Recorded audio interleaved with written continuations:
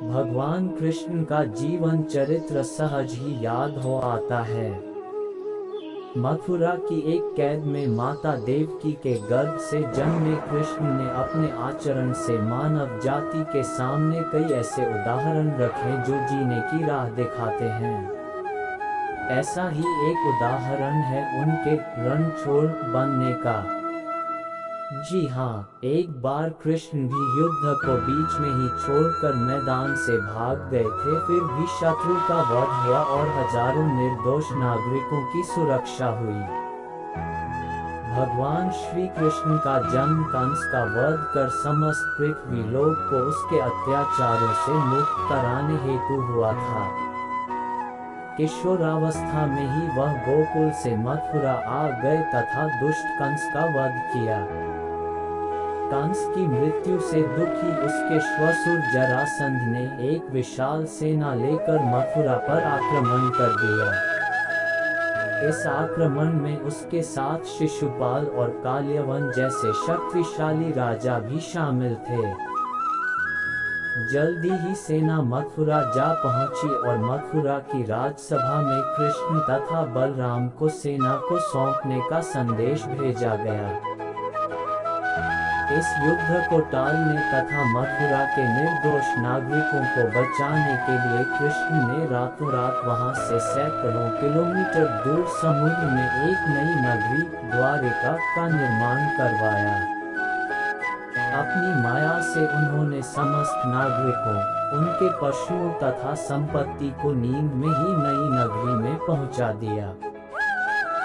अगले दिन सूर्योदय के समय कृष्ण तथा बलराम जरासंध की सेना के सामने जा पहुंचे और उसे लड़ने के लिए चुनौती दी। जैसे ही जरासंध और दूसरे राजाओं ने कृष्ण को मारने के लिए शस्त्र उठाए, दोनों भाई भागने लगे। उन भाइयों के पीछे जरासंध तथा काल्यवन जैसे राजा भी भागने लगे। कुछ ही देर में दोनों भाई बहुत आगे निकल गए और उनके पीछे केवल मात्र काल्यवन रह गया। उसे देवताओं ने वरदान दिया था कि उसकी हत्या किसी अस्त्र या शस्त्र से नहीं होगी। ऐसे में वह निर्भीक था और लगातार कृष्ण का पीछा करते करते एक गुफा में जा पहुंचा। गुफा में राजा मुच्चुकुंद सो रहे थे, जिन्हें इंद्रदेव ने वरदान दिया था कि जो भी उन्हें उठाएगा वह उनके देखते ही जलकर भस्म हो जाएगा। वहां पहुंचकर कृष्ण ने सोए हुए मुच्चुकुंद पर अपना पीताम्बर डाल दिया और स्वयं छिप गए। काल्यवन भी वहां जा पहुंचा और सोए हुए राजा मुच्चुकुंद पर पीताम्बर देख उन्हें ही कृष्ण समझ बैठा। उसने मुच्चुकुंद को उठाने के लिए लात मारी, जिसके कारण उनकी निद्रा खुल गई और उनके देखते ही काल्यवन वहीं पर जलकर भस्म हो गया। तत्पश्चात कृष्ण ने राजा मुच्चुकुंद को अपने चतुर्भुज स्वरूप में दर्शन दिए और उन्हें मोक्ष पाने का वरदान दिया। वहीं दूसरी ओर जरासंध और बाकी राजा पूरी तरह से खाली मथुरा देखकर वापस लौट गए। युद्ध से भागकर कृष्ण ने रखा देवताओं के वरदान का मान। कृष्ण चाहते तो स्वयं भी काल्यवन और अन्य अधर्मी राजाओं का वध कर सकते थे, परंतु देवताओं के दिए वरदान का मान रखने के लिए ही उन्होंने काल्यवन को राजा मुच्चुकुंद के हाथों मरवाया। इसी तरह बाद में जरासंध का वध पांडु पुत्र भीम के हाथों करवाकर भूधरा का भार कम किया। इस तरह कृष्ण ने दिया दुनिया को उदाहरण। इस कहानी के बाद कृष्ण के नाम के साथ हमेशा के लिए रणछोड़ जोड़ दिया। कृष्ण की इस कहानी से सीख मिलती है कि अनावश्यक ताकत का प्रदर्शन नहीं कर बुद्धिबल से काम लेना चाहिए। इस तरह हम अपनी शक्ति को खर्च होने से रोक सकते हैं और बड़े से बड़े संकट का भी सामना कर सकते हैं।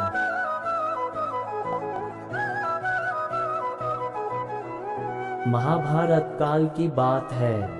एक बार कृष्ण और बलराम किसी जंगल से गुजर रहे थे। चलते चलते काफी समय बीत गया और अब सूरज भी लगभग डूबने वाला था। अंधेरे में आगे बढ़ना संभव नहीं था, इसलिए कृष्ण बोले, बलराम, हम ऐसा करते हैं कि अब सुबह होने तक यहीं ठहर जाते हैं। सुबह होते ही हम अपने मंजिल की ओर बढ़ चलेंगे।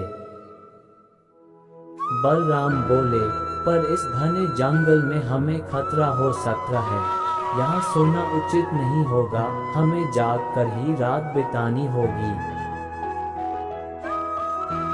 अच्छा, हम ऐसा करते हैं कि पहले मैं सोता हूँ और तब तक तुम पहरा देते रहो, और फिर जैसे ही तुम्हें नींद आए तुम मुझे जगा देना, तब मैं पहरा दूंगा और तुम सो जाना। कृष्ण ने सुझाव दिया। बलराम तैयार हो गए। कुछ ही पलों में कृष्ण गहरी नींद में चले गए और तभी बलराम को एक भयानक आकृति उनकी ओर आती दिखी। वो कोई राक्षस था। राक्षस उन्हें देखते ही जोर से चीखा और बलराम बुरी तरह डर गए।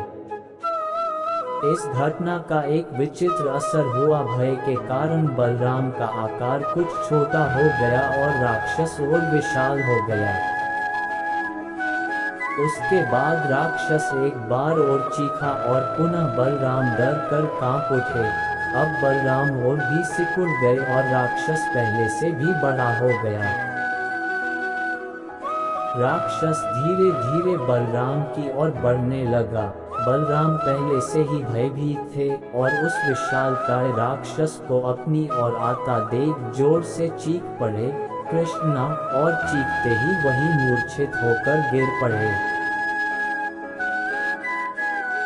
बलराम की आवाज सुनकर कृष्ण उठे। बलराम को वहां देख उन्होंने सोचा कि बलराम पहरा देते देते थक गए और सोने से पहले उन्हें आवाज दे दी। अब कृष्ण पहरा देने लगे। कुछ देर बाद वही राक्षस उनके सामने आया और जोर से चीखा। कृष्ण जरा भी घबराए नहीं और बोले, बताओ तुम इस तरह चीख क्यों रहे हो, क्या चाहिए तुम्हें? इस बार भी कुछ कृष्ण के साहस के कारण उनका आकार कुछ बढ़ गया और राक्षस का आकार कुछ घट गया। राक्षस को पहली बार कोई ऐसा मिला था जो उससे डर नहीं रहा था। घबराहट में वह पुनः कृष्ण पर जोर से चीखा। इस बार भी कृष्ण नहीं डरे और उनका आकार और भी बड़ा हो गया, जबकि राक्षस पहले से भी छोटा हो गया। एक आखिरी प्रयास में राक्षस पूरी ताकत से चीखा पर कृष्ण मुस्कुरा उठे और फिर से बोले, बताओ तो क्या चाहिए तुम्हें? फिर क्या था, राक्षस सिकुड़कर बिल्कुल छोटा हो गया और कृष्ण ने उसे हथेली में लेकर अपनी धोती में बांध लिया और फिर कमर में खूंस कर रख लिया।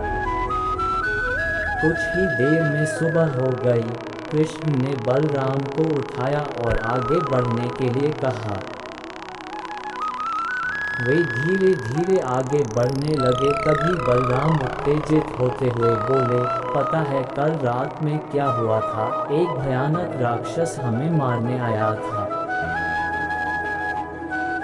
रुको रुको, बलराम को बीच में ही टोकते हुए कृष्ण ने अपनी धोती में बंधा राक्षस निकाला और बलराम को दिखाते हुए बोले, कहीं तुम इसकी बात तो नहीं कर रहे हो? हाँ, ये वही है। पर कल जब मैंने इसे देखा था तो ये बहुत बड़ा था। ये इतना छोटा कैसे हो गया? बलराम आश्चर्यचकित होते हुए बोले।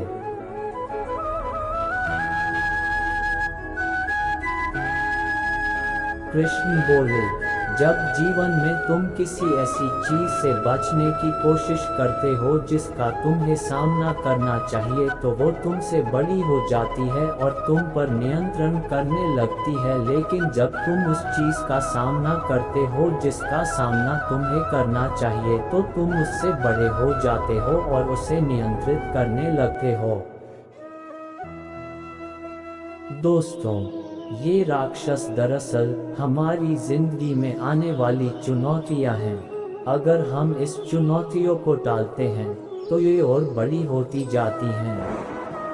आखिर में ये हमें कंट्रोल करने लग जाती हैं। इसलिए हमें इनका साहसपूर्वक सामना करना चाहिए ताकि हम उन पर काबू पा सके।